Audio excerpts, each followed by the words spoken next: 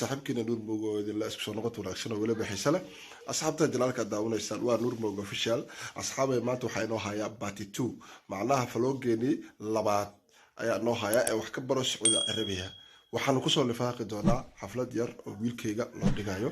macnaha mar dhow isbitaalka soo baxay alxamdulillah oo haddana caafimaad qabo xafladiisa ayaan u socdaa xafladaasaan rabaa inaan ka qayb galo waa guriga walaashay waa wiilka adsigu ahaa markaa khiyaaray kolay iyadana video yaran ka soo qaadan doonaa wax ka baro sacuudi carabiya